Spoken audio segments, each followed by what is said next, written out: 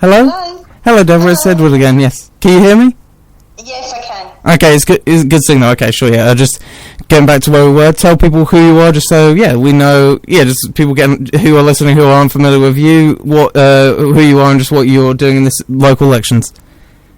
Okay, my name is Deborah Cairns. I live and work in Enfield.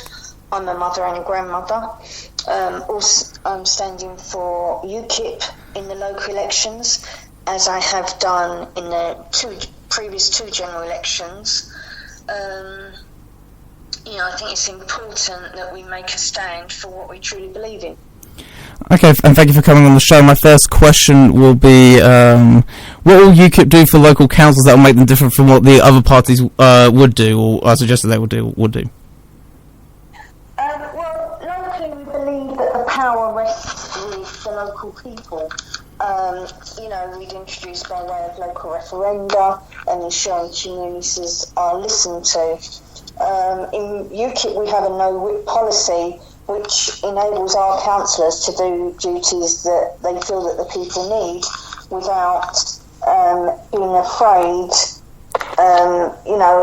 of conforming to the party line. Our councillors aren't afraid to get their hands dirty and do the jobs that need to be done, tackling rubbish and antisocial issues. Indeed, one of our councillors, Peter Reeve, received an MBE in the New Year's Honours List for his services to local governance and the community. Okay. We intend to save money also by cutting wasteful staff. Do we really need 3 councillors per ward? Okay, and I guess on that note, what will your party do about local infrastructure, like, say, road potholes, for example? Well, we could reduce the foreign aid budget for a start, bring the money back into our own services. I recently saw an article about a firm using recycled plastics to fill the potholes in the roads. It's a substance that is cheaper and longer lasting than what we currently use, and deals with the plastic issue also. We have some of the worst roads in Europe, and meanwhile we send the EU extortionate amounts of money that fixes theirs. It's kind of a no-win situation, really. We also need to, get the money on track, streamline our services, mental health services for the elderly, the home care, the discharge, to bring that all under one umbrella for a definitive package of care, that really needs to facilitate the elderly and a better quality of services. We also think that local people and veterans must come first for social housing, for example, and we need a sensible plan for the future, and planning is key. And the only way to do this is if we know how many people we have in the country at any one time. Okay, I guess on that note, what will your party do about potential pressures on local services? Well, slashing the foreign aid budget, again, it has to be key. That we are wasting so much money on sort of vanity projects like girl bands, for example, and also leaving the EU, which will bring a tremendous amount of money back to us, hopefully. Therefore, if we cut the numbers of immigration, again, we can control the amount of people and the numbers and provide better services. Oh, okay, and what will you and your party do that you feel, just beyond that, or if you just want to reiterate the point, that's fine. What will you and your party do that will help local communities in general? Well, as I said earlier, we find issues that are relevant to the local area, like in Enfield. There's quite a big taboo about the cycle lane, which we are against. It's not the whole green-friendly scheme that they try and make out. It's reduced the flow of traffic, which leads to massive build-ups and therefore causes more pollution by more output where cars are sat idling. this wasn't the wonderful fix-all. We don't live in Holland. This cannot be a mini Holland scheme. These roads aren't meant for it. And it's actually putting people at risk. Several elderly people have fallen over orcas, these raised bumps in the road that are meant to distinguish children and the elderly at risk when they get off of a bus into the cycle lane.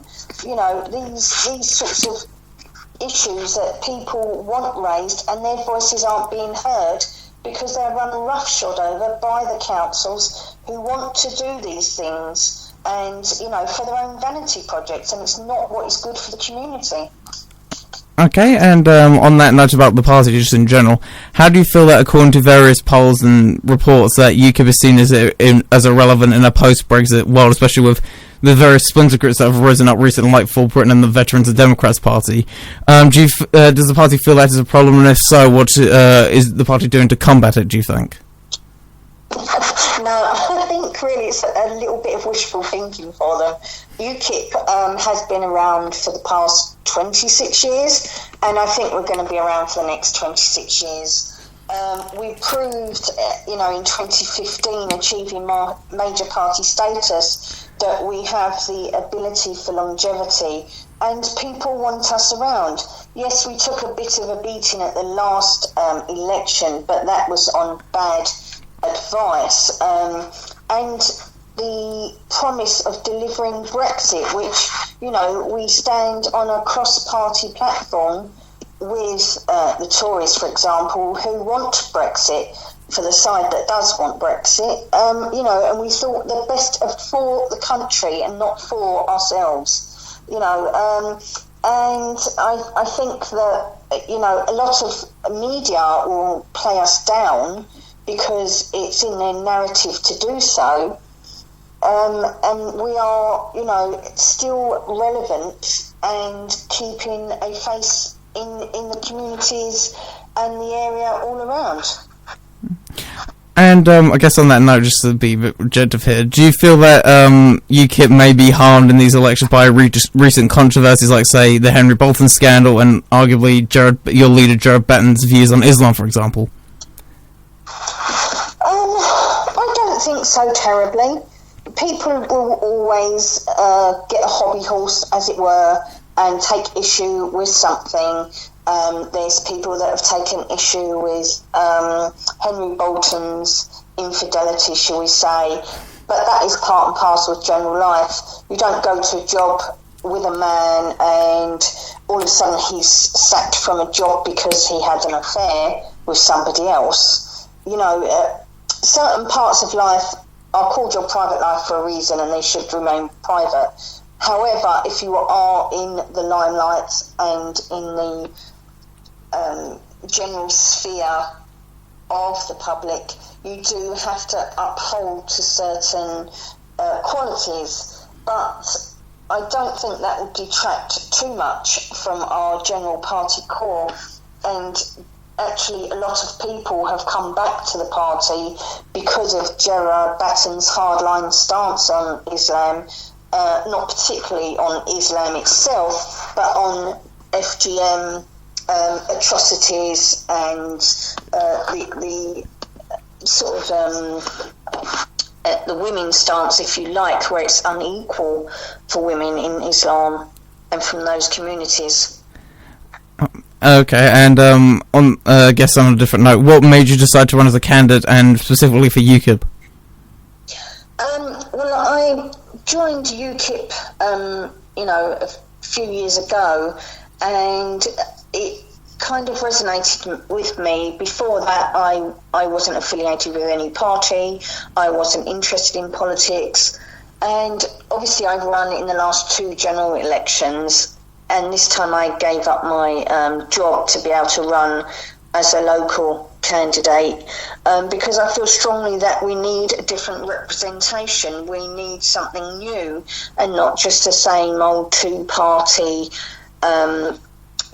dominating the arena and doing exactly as they wish, because there is no real opposition. And I feel that as UKIP, we can be that real opposition. Mm-hmm. And who would you say you look up to politically, either just general politicians or otherwise? Well, I'd have to say Nigel Farage, as he got me into politics, as it were. I went to see him at the Radlett Centre a few years ago, just before he really became very well known. And I thought, wow, what he says makes sense. I also look up to Gerard Batten because he too makes a lot of sense, and he was, of course, one of the founding members of UKIP. Similarly, I like Jacob Rees-Mogg. I think what he has to say is very relevant to today's society. And, some people say, he's just a toff. But he's been well brought up and he speaks nicely. That doesn't mean that he can't understand the pressures of today. All right. And also, what will you personally bring to the table if you were to be elected? Well, I'm a very hard-working, dedicated type of person. I will be always there for my constituents, having ward forums, doing lots of casework, actually somebody who is available. I recently tried to contact 2 of my ward councillors for help on a subject with the council, and neither of them got back to me through my various emails or my phone calls. And so I would ensure that would never happen to a constituent that needed to contact me. Okay, and how will you remain accountable, I guess, to your constituents? Will it be through social media or just generally otherwise, maybe? Well, obviously, yes, Twitter, the usual social mediums, Facebook, but also, like I say, holding ward forums every month that enables constituents to come and see me at a particular place and bring their concerns and ask me to look into this, that or the other, in that general way, which helps people in the local area know that there is someone there fighting their corner. Oh, okay. And also on that front, what beyond maybe like that sort of thing, how will you make yourself known to the community? Like, just generally, like, no, beyond like social media and stuff. Would you go to like events that were held in the town and stuff like that to make yourself known to the community, or would it be for other means? Yes, obviously I do, and I already attend certain council meetings, but I have to admit that I'm quite well known locally anyway. I do, as I say, live here and I work here, and I have an extensive network of acquaintances, and because I have stood previously in the last 2 elections and received media coverage, I am quite well known already. So I'm sure people will still be able to come up to me and say, oh, could you look into this? Can you do that? And I've already, I get that fairly often already, and I'm not a councillor, so I would be pleased if somebody did do that. Okay, and how has campaigning gone for you so far? Has it been mostly positive, or just, how has campaigning gone so far? It's been, quite slow. We've had terrible weather. We had a leaflet drive handout in the town, in Enfield town on Saturday, but obviously it was absolutely pouring with rain, and so the town was quite empty. But of the people that, have been responsive, there's quite a positive response. But you do also get the minority that I'm still a racist and I'm a bigot, just purely because I go under the UKIP banner. I said to someone, you don't know me. Why would you possibly say that? Oh, but you're UKIP. Well, that's not a good enough reason. If you know me, then you're entitled to have your opinion, but you don't know me. And so therefore, if you read UKIP's policies, and really read them and understand them, that you will find that we're not at all racist. We want to be fair for everybody. Mm-hmm. And what's been the most positive thing about working for UKIP and just generally campaigning, and just what's been the most positive aspect, do you think? UKIP is an extended family. Mm-hmm. People are always ready to help you out at the drop of a notice. In the campaign in 2015, I had people coming from all over, from other boroughs, to come and help me campaign in Enfield. You know, and you will always find somebody with an expertise who is always ready to help you out. I think that's the most positive aspect, that you find that the brighter side of life, if you look under a leaf, you're always going to find it. Alright, and what would you say the most negative aspect of being, heavily involved in politics, being, especially in UKIP, I guess? People can be very nasty. I've been attacked myself. I was putting a leaflet through a door. In the next minute, a woman and her husband came running out, started shouting at my face. She put her hands on me and thought that she had the right to do so simply because I put a UKIP leaflet through her door. And I said to her, madam, you're quite entitled to recycle it if you wish, but please take your hands off me because it is assault. And this is the type of person that you find that are so enraged on somebody else's behalf. And I find that quite disappointing, that people still think that they have the right to call you names or assault you simply for the party that you represent, not for the person that you are. I just guess on that front, why do you think UKIP is still seen as like a controversial party and all the rest of it? Do you think? Why do you think it's still seen as that, even despite the best efforts to, I guess, dissuade this image, I suppose? I think it's just a stigma that has attached itself, and people like to perpetuate it because it's much easier than actually finding out the truth. And some people can't handle the truth, and there always has to be an underdog. And it's a lot easier for the two-party system to, have someone else that they can pick on who is a real threat. And that has to be kept down. And also, if you do win the council seat, what will you? Do you think there'll be many clashes between you and the current MP there, Joan Ryan? Do you think, or are you going to try and do your best to work harmoniously with the other parties? I guess. Well, obviously, I think it creates a more fitter attitude and harmonious place if you can work with other parties. You're working for the good of the people, not for yourself. So really you have to put aside your own personal preferences and do what is best for everybody. Okay, and being in a London constituency, do you think any of the sort of management for, say, the mayoral office, for example, will be any sort of difficulty to pursue your agenda, or don't you think that will be much of a problem? Do you think?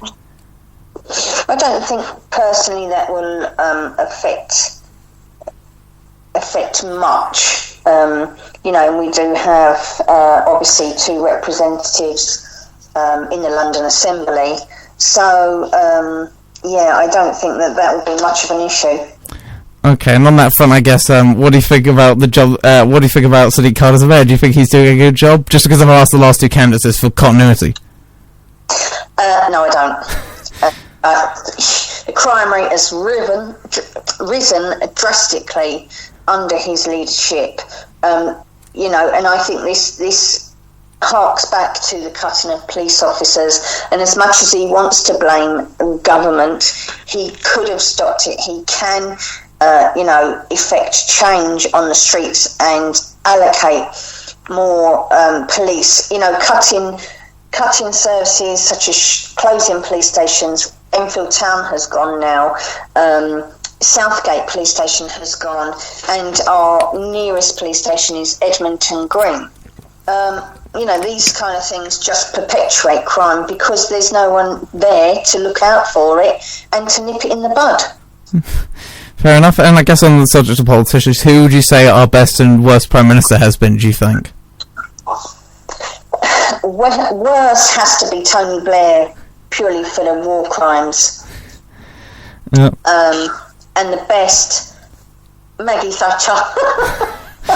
I got that from all the other candidates. And I guess, do you think, maybe beyond Jacob Rees-Mogg, Margaret Thatcher, do you think there's anyone in any of the other parties that you somewhat have a liking to, or is it just, or do you think they're all rotten pretty much? It's not that I think that they're rotten per se. I think that change should be affected, and it's not. And people are quite happy with the status quo if it suits them. I can't think of anybody else really that I would say that I could like. I mean,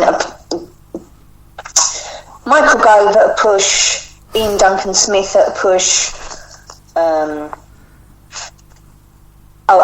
Andrea Leadsom, I think, could be a great asset, and I wish she'd got the job for Home Secretary. Other than that, no, not really. And I guess on that front, I was just trying to think of is there anyone in your party that you just because I asked the other two candidates just for continuity's sake, like that you have some reservations about maybe, or that no one really like that? Sorry, can you repeat the first part? Do I who party? Do you have any reservations about anyone in your own party? And the other reason I ask is because I've asked this to the other candidates who have come on here.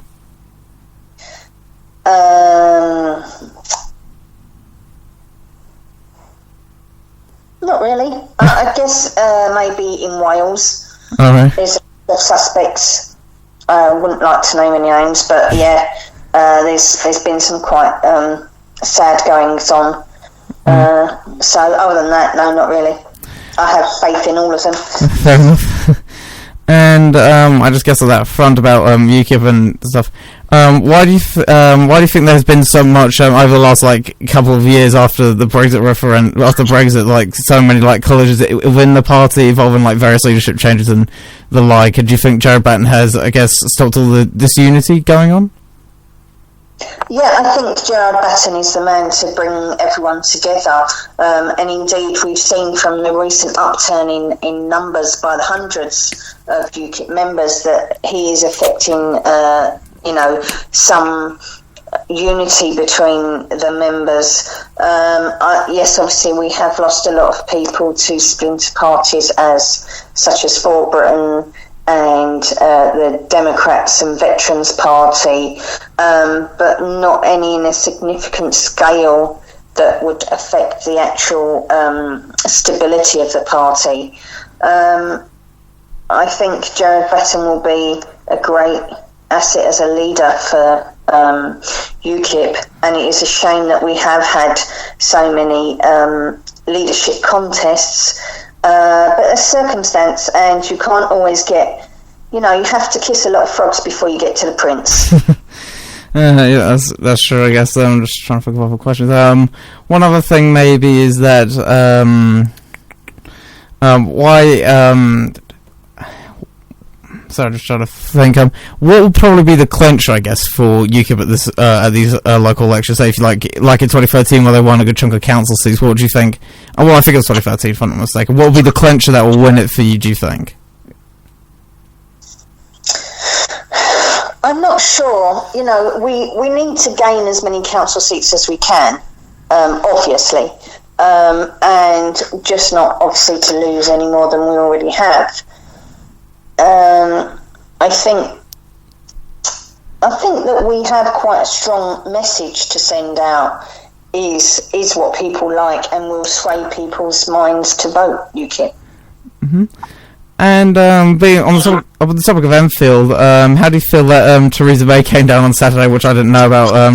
What do you think about, I guess, her coming down to Enfield, or what do you think about her, I guess, just out of curiosity, because she was just in Enfield? Well, I think it's very interesting that she chose to visit Enfield out of all of the places. The Conservatives have to make a real push here because we are getting swallowed up by Labour.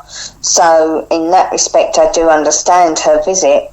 I would like her to be a lot stronger on the Brexit stance.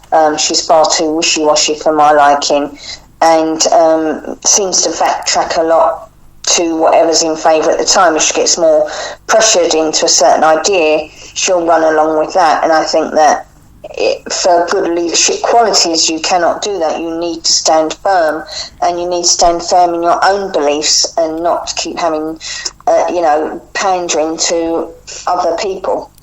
And I guess on that front, how do you feel about, I guess, just to get, just because it's recent, about the new appointment of I think it's the Home Secretary, I can't pronounce his name. Sajid Javid, I think his name is. Javid, Yeah, yes. what? I'm not happy about that at all, to be fair.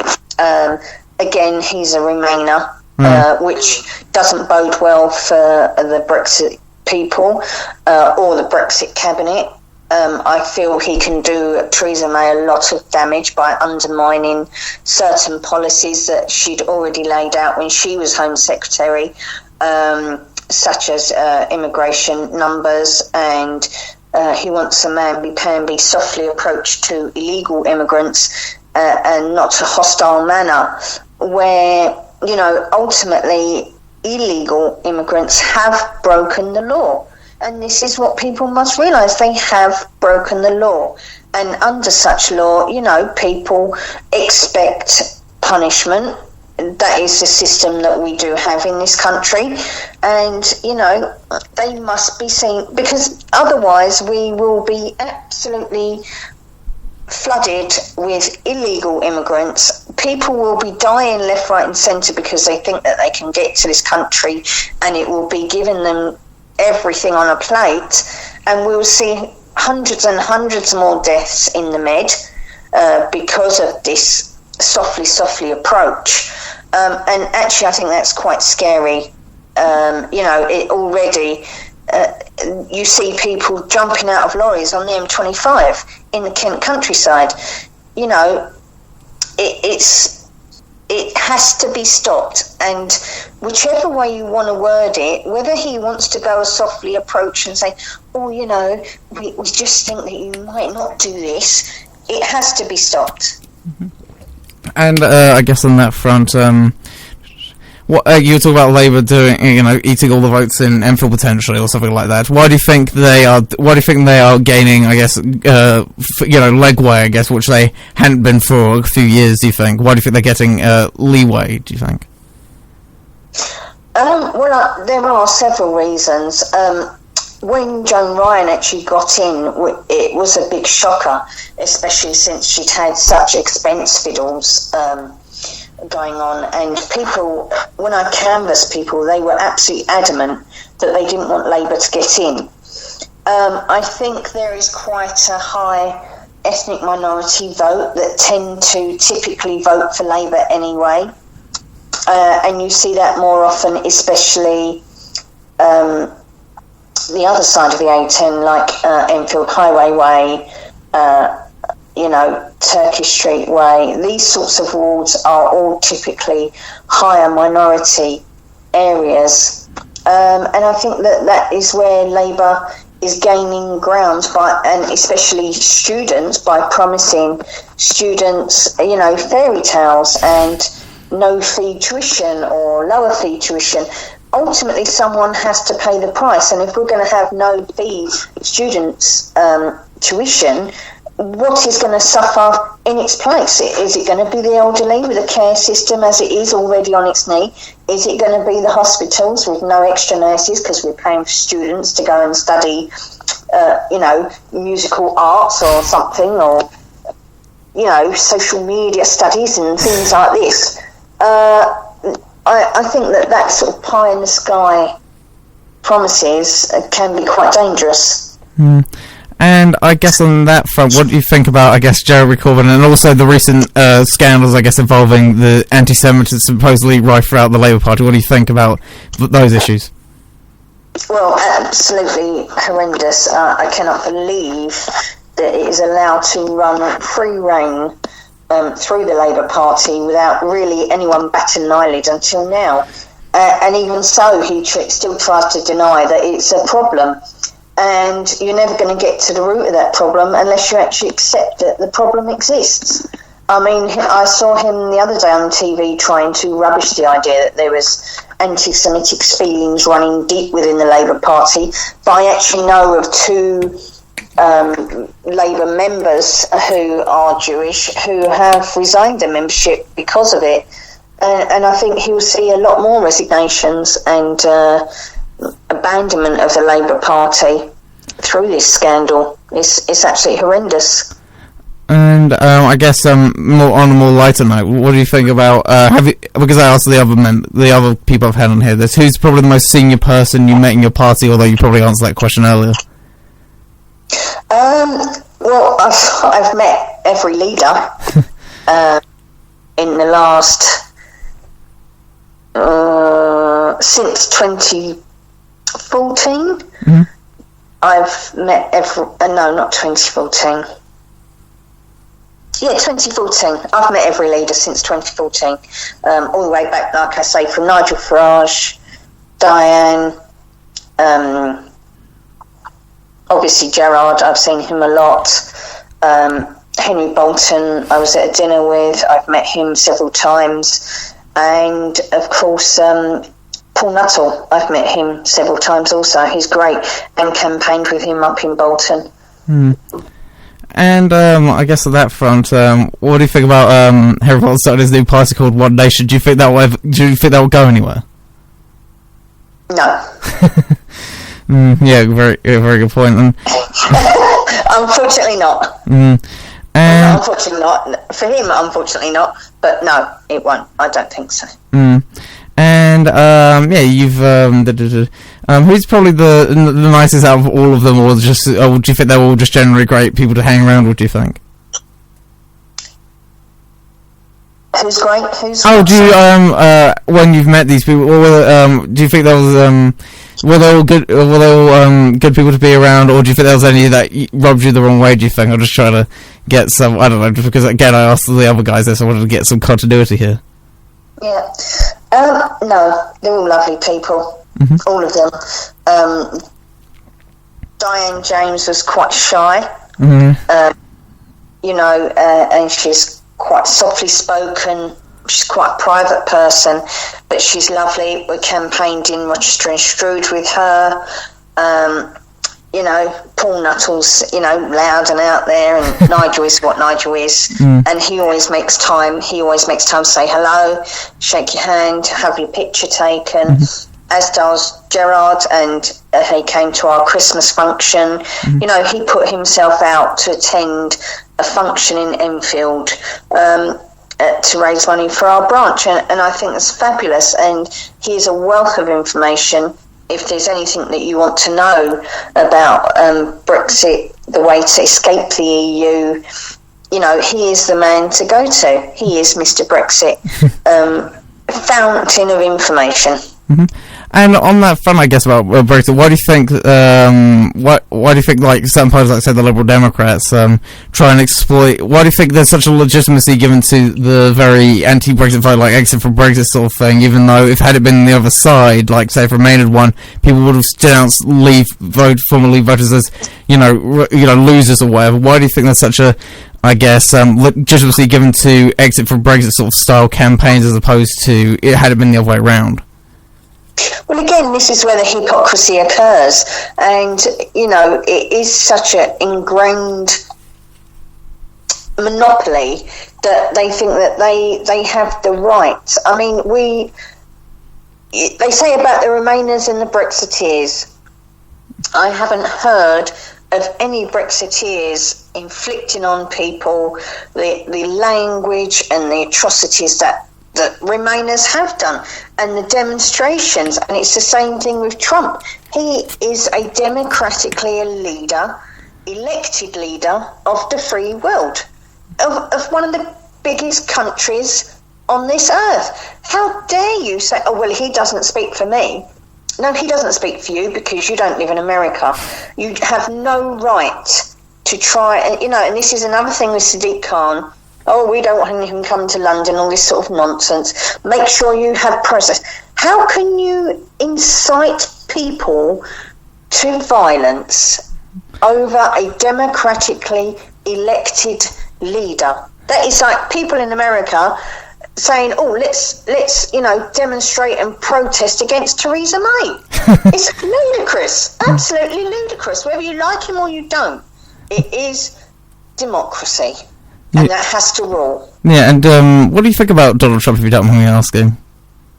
I like Donald Trump. Fair enough. I think that he can sometimes be a bit way out there, and maybe needs his bit reining in a little bit.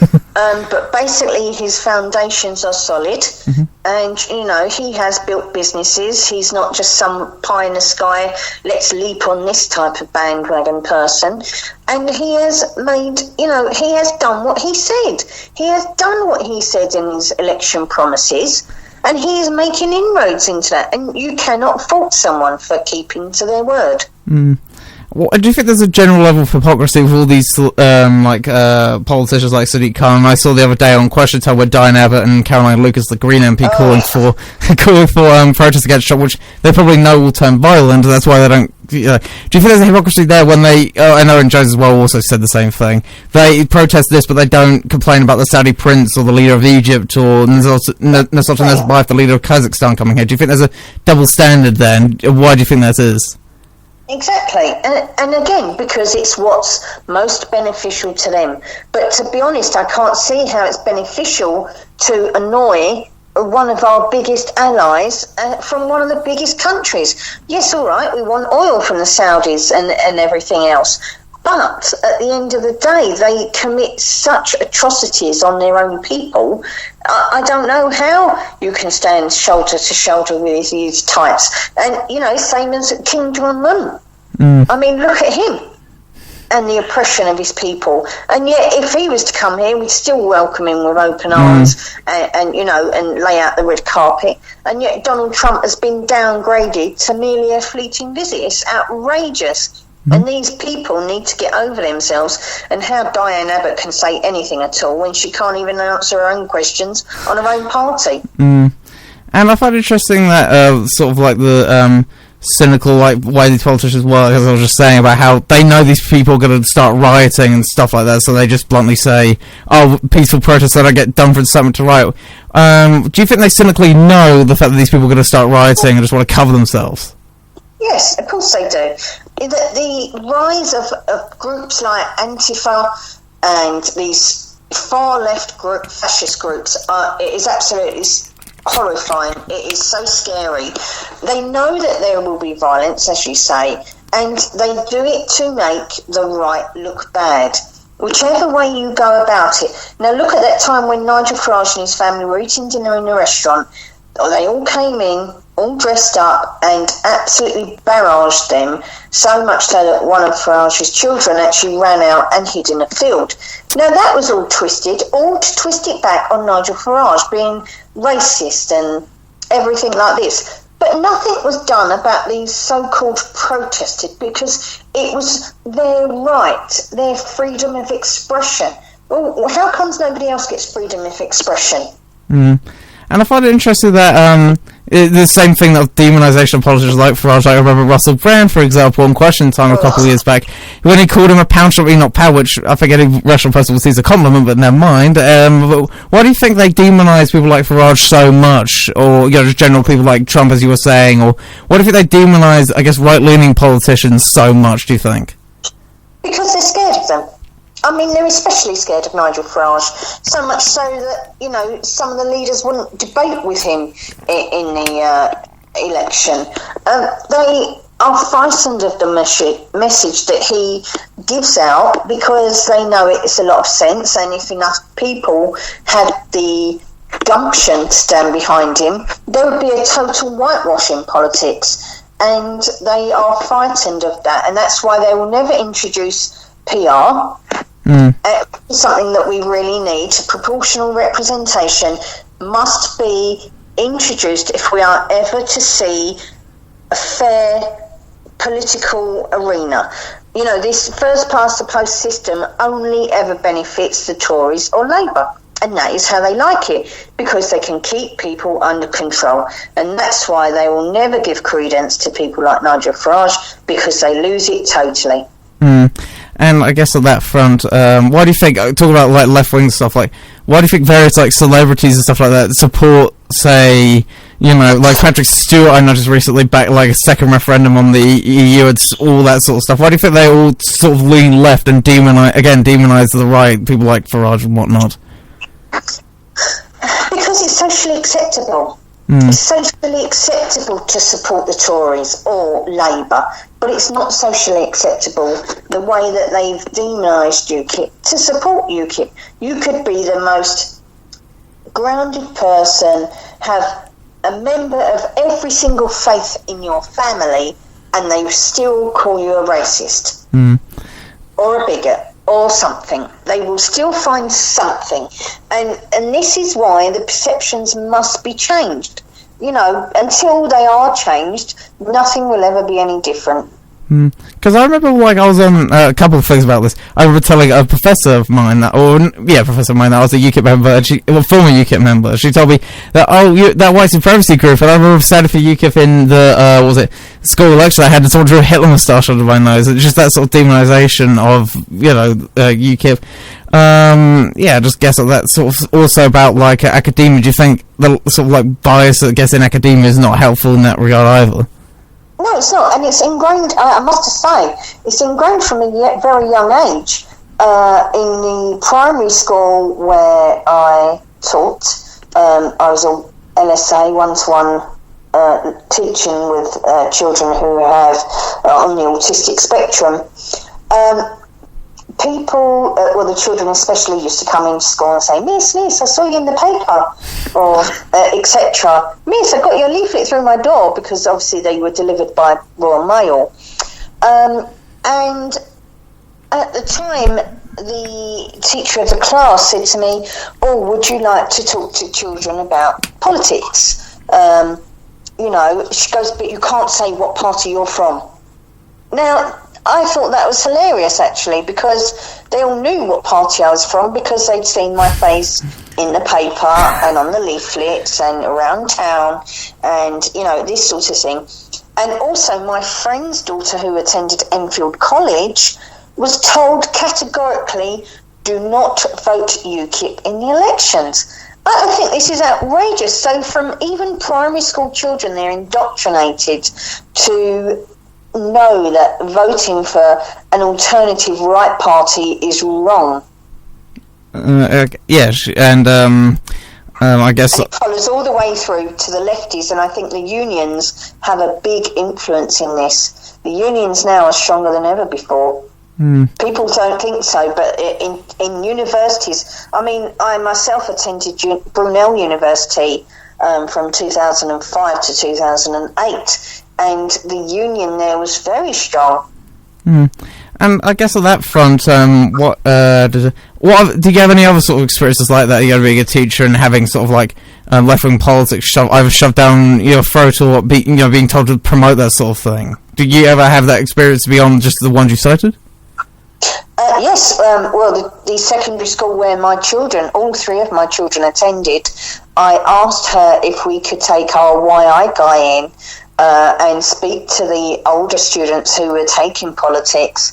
Our YI guy was Jake Painter at the time, and I said, do you think we could come in and ask the students, if they vote, would they vote? Why don't they vote? Why are they disaffected by the political system? And although she knew me, she obviously hadn't been aware that I stood for a political party, and she said, what party are you standing for? Not yes, not no, not let me think about it. Straight away, what party are you standing for? And I said, would it matter? And she said, yes. So I said, UKIP. And she said, no. Now, I said, no, there's rules about purdah. And I said, we're nowhere near purdah. I said, this is February. I said, we're nowhere near purdah. I said, we've got until April sometime. I said, there is no harm in our YI guy coming in. He's, basically asking a survey poll of why young students don't vote very much. And I said, I can't see the problem. And she goes, I've had Nick Dubois in here already. She goes, so I don't need anyone else. And I said, well, the fact that you're telling me that you've had a Tory MP in, surely there's the need for some kind of, balance here. But apparently not. And she said no, and that was it. I find that interesting, especially, I don't know, what did you think, I guess, about Nick Dubois as an MP, or, otherwise, do I dare ask? Well, Nick Dubois was okay as an MP. He had a rather inflated ego of himself, but he did bring about certain changes within the borough, and he likes to take credit for the nice scheme which obviously now Sadiq Khan has totally blown out of the water by stop and search, which, you know, reduces its efficacy, because if you can't search people, how do you know they're carrying? And we can't reduce knife crime if we can't search them and find these knives. So, but I was rather disappointed when he asked me, I went to see him in the Houses of Parliament, and he actually asked me to step down and stop campaigning because he was frightened that I would split the vote and Joan Ryan would win, which is exactly what happened, and I felt quite sorry about that. But for an MP who's supposed to be the modicum of democracy to ask me to stand aside so that his ego could win as an MP again, I found highly laughable, really. Also about that, what's Joan Ryan like as an MP then? Yes, I wouldn't like to say. I don't have much time for Joan Ryan, especially since she was instrumental in shutting down Chase Farm, which is another highly contentious local issue, and now the land has been sold and there's houses being built up there, and a small school without any more local infrastructure. There's no more roads, and it's a very busy area anyway coming up to the Ridgeway. So I'm not the best fan of Joan Ryan. Why did she, do you think, you know, was it, you said she was instrumental in selling off Chase Farm. Why do you think she did that, do you think? Well, it's all very high profile. There is lots of backhanders going on, I think, because the amount of protests, again, it's another indictment where the people, the local people who have to live here, aren't listened to. Now, you know, bearing in mind she was one of the biggest expenses fiddler, and it's well known, so I won't get in trouble for saying that, and it was proven. You know, she had a second home in London when she lived exactly 2 minutes from the railway station that took you straight into central London. You know, and this kind of nonsense can't go on. You know, there's backhanders and people being bribed and people, you know, making it easier, you know, for their own benefit. And what do you think, again, you talked about this earlier, I just wanted to, I'll be wrapping this up shortly because I have to head off to work soon. Why do you think people in the Enfield area, and noticing in the North London area, seem to be swinging to Labour, because there seemed to be the trend last year, and I think only Barnett's still Conservative area, if I'm not mistaken. Why do you think they are moving towards Labour's side, do you think? I know you touched on this earlier, just to, I guess, give continuity again. Yeah, I mean, I do think it has an attribution to the high levels of immigration into the country. The ethnic minority vote is becoming stronger, and a lot of people are fooled by Jeremy Corbyn's "let's have everything fairyland." You know, we can all live and, you know, sort of be as one. We're all the same. We're not all the same. There are people who are richer, and that is just a fact of life. We are never going to all have the same. We are never all going to have the same amount of money, the same amount of things, the same life, because that would be incredibly dull. And that, to me, is a dictatorship, because everybody is the same, and not everybody is the same. You know, if you've sacrificed your life, your family life, you know, everything to work a 20-hour day, and you've earned your money, why shouldn't you be able to keep that money? Why do you have to give it away to somebody who has never contributed to the country, has never worked? And I'm not just talking about immigrants, people here who have been on benefit and have never worked, and unfortunately, you know, disabled people can't work either. But that doesn't mean, in many cases, some people do, but that doesn't mean that the poor guy who sacrificed his life, is going out, his family, and worked for his money, has to give it over to somebody else through, you know, taxes, high taxes, very high taxes, and that sort of thing. I think this fairyland agenda, you know, that we're all the same and you can have everything if you want to, if you vote us in, we can give you it all. You know, it has to be brought into line for what it is, and it's utter nonsense. And I just guess in that regard, just also, what do you think about? I guess, I assume you're not a fan of Jeremy Corbyn then. No, I think he can. He's his general stance is not a good thing, and the fact that he thought he could go to these young hippie type things and Isle of Wight and all these concerts and spout his agenda is not a good thing. And why do you think, I guess, minority groups tend to vote Labour more, do you think? I think Labour has always traditionally been associated with the party for minority ethnic people, that they will push for them more so. And like I say, a very strong union trend, the older working class, but it's not, people are realising that actually Labour isn't for the working people anymore. It's really not. And my father used to vote Labour. He was born in Inverness, and it was traditional, and but I never followed that tradition. I once voted Labour when I was very young, because my father, said, "Oh yeah, I vote Labour, so I thought I'd try that."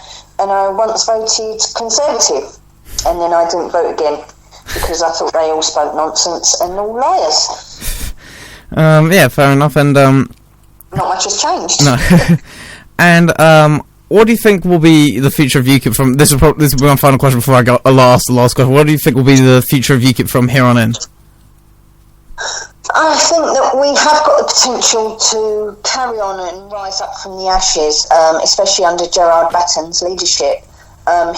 He can be a strong leader, and he will push for the best for the party. He's already shown that by increasing our membership by hundreds. And he's only been leader for a couple of months.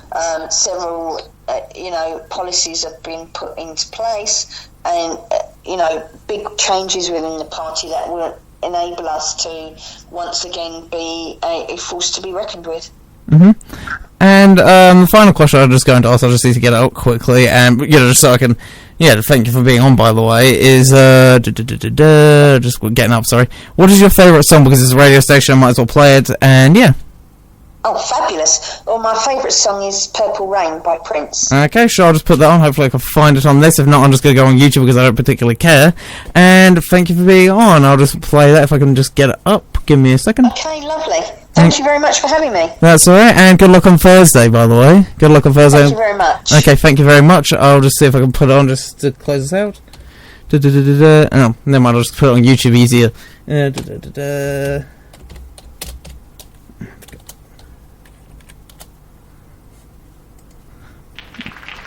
There are, thank you very much, and just, have a nice day, and good luck for you in the, leadership campaign. Sorry, the... Okay, lovely. Local elections. Yeah, local elections, Goodbye. Okay, thank you. Bye-bye. Bye.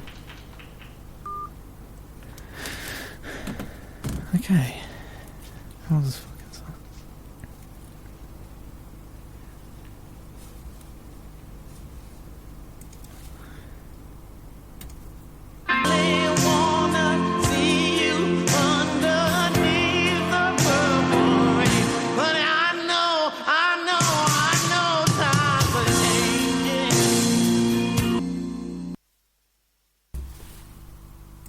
So that was my final interview with Deborah Cairns from UKIP, and that'll be on my local elections special, and I'm going to play the jingle, then I have to hurry out of here because otherwise I'm going to be late for work, and I'd rather not have the bosses kill me, so here's my jingle.